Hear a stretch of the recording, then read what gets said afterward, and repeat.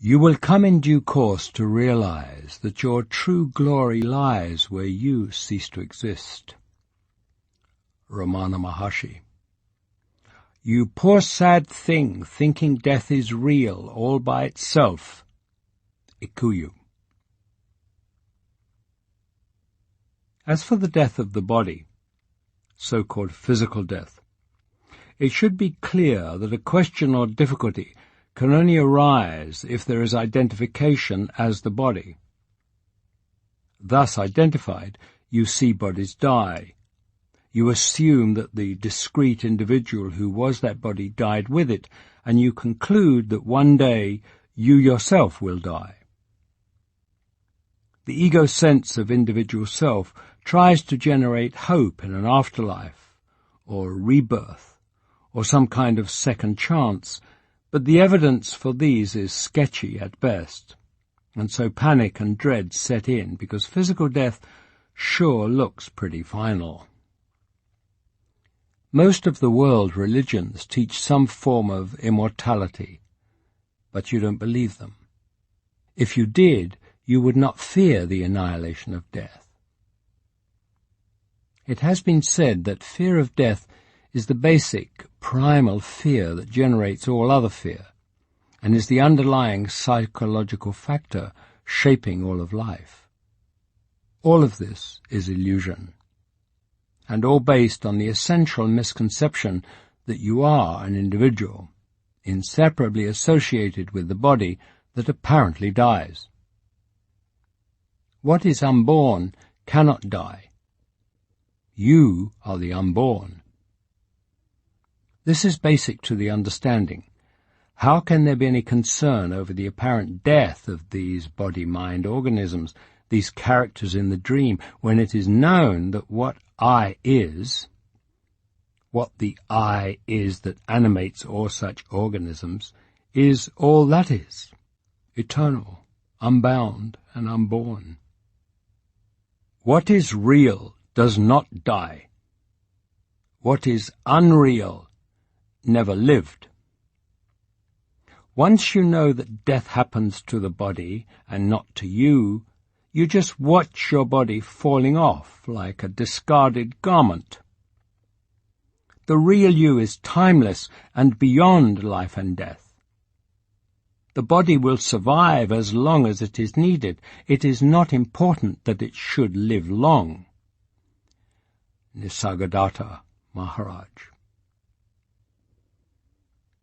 After the death of the body, I is the same timeless, unborn, impersonal presence which I is before the birth of the body.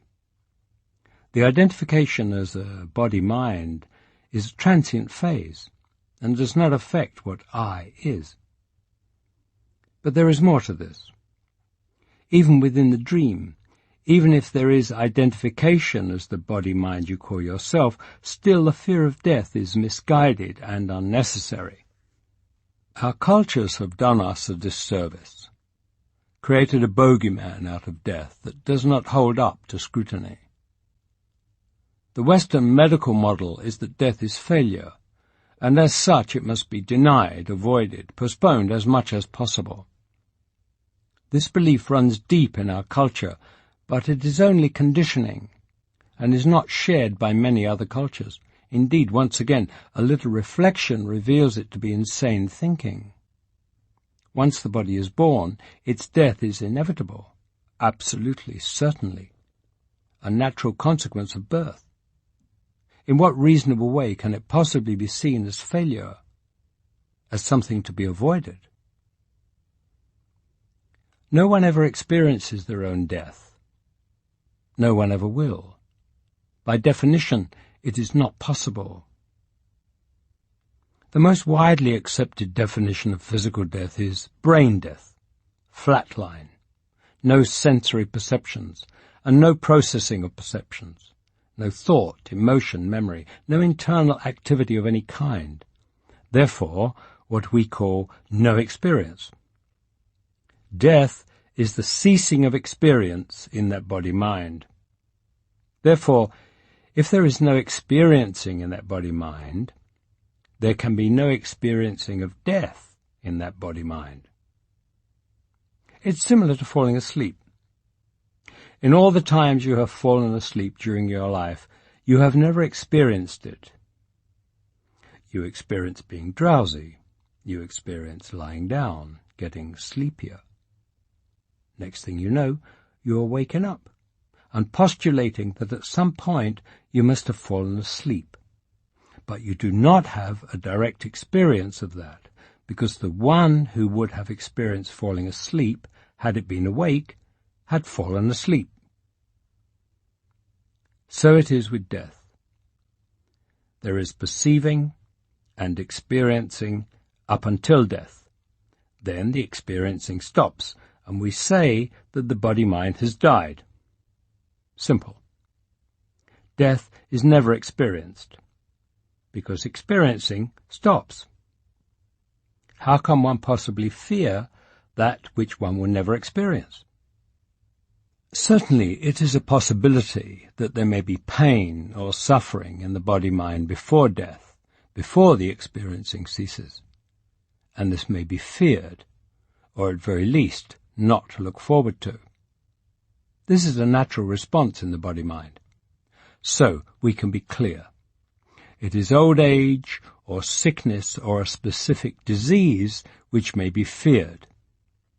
But death itself does not exist as something to be experienced. It is merely the word we give to the cessation of experiencing. Much fear of death arises from misinformation, based on the segregation and active avoidance of death in our cultures. In fact, the body is well designed to die, and it is rare that physical death itself is accompanied by intense suffering. It does happen, yes, but most commonly pain or suffering comes before, during the sickness, and when the time for death arrives, the physical and mental functionings naturally draw back and shut down gradually. Death is usually much easier and gentler than the popular imagination holds. This is confirmed by those who work regularly with the dying. At bodily death, then, consciousness no longer experiences the dream in or through that body-mind organism. The animating force of consciousness ceases functioning in that body, and so the body no longer appears animated, is no longer sentient, no longer is what we call alive, and it rapidly disintegrates, decays into its constituent elements. But there can be no direct experience of this because the experiencing has, by definition, ceased already. And consciousness, which is what I is, what you are, which is all that is, continues, is unborn, never dies, is eternal, was never limited to that body-mind in any case. So we return to the concept that the only true death is not the death of the body, but the death, the annihilation, of the sense of individual self.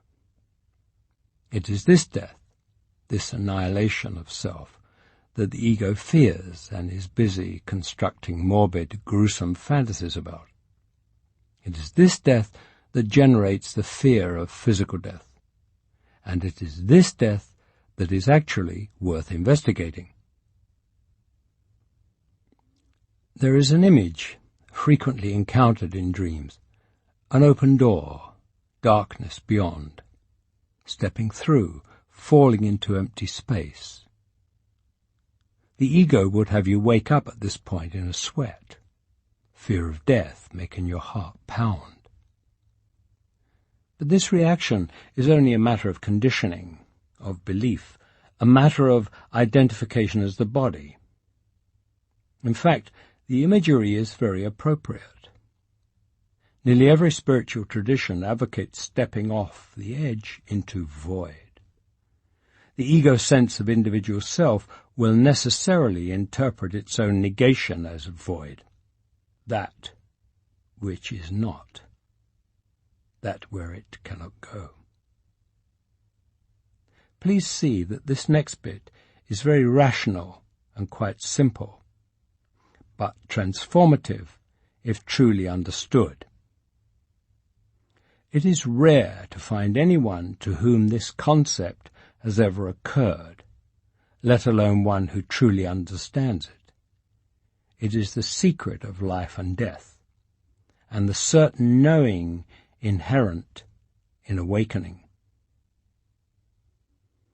If this, the world of things and ideas, is seen as what is real, as true, as reality, then that which is completely and radically not this, for which there are no words or ideas within this, will necessarily be seen as no thing, as unreal, as void. Thus it may be feared, dreaded, denied. It is only when this so-called reality, is completely understood to be dreamlike illusion, that what is not this will at the same time be seen to be what is.